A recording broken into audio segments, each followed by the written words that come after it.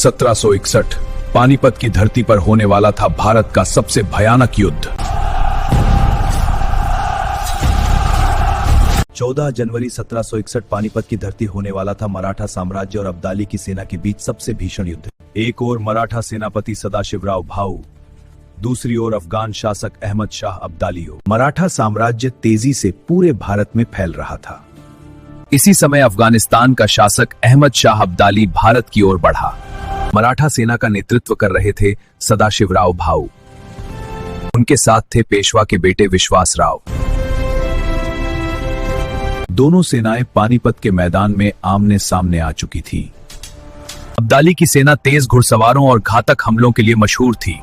14 जनवरी 1761 और शुरू हुआ इतिहास का भयंकर युद्ध। शुरुआत में मराठा सेना ने जबरदस्त हमला किया, लेकिन अब्दाली ने चालाकी से मराठों को चारों तरफ से घेर लिया। युद्ध का सबसे बड़ा मोड़ तब आया जब विश्वासराव मारे गए। अब पीछे हटना संभव नहीं था। यह युद्ध अब जीवन और सम्मान दोनों का था। सदाशिवराव भाऊ ने अंत तक अब्दाली की सेना के खिलाफ बहादुरी से लड़ाई लड़ी, लेकिन अंत में मराठा सेना को भारी हार का सामना करना पड़ा। इस युद्ध में लाखों सैनिकों की जान गई।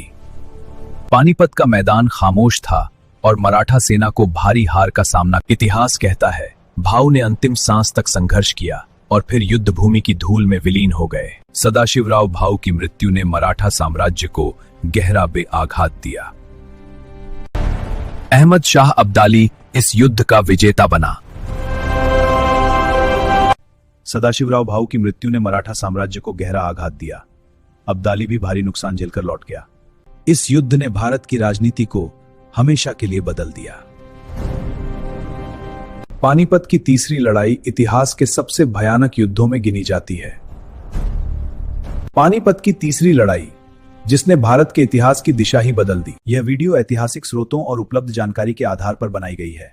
हमारा उद्देश्य केवल इतिहास को सरल और रोचक रूप में प्रस्तुत करना है। यदि इस वीडियो में कोई तथ्यात्मक त्रुटि रह गई हो तो कृपया हमें क्षमा करें।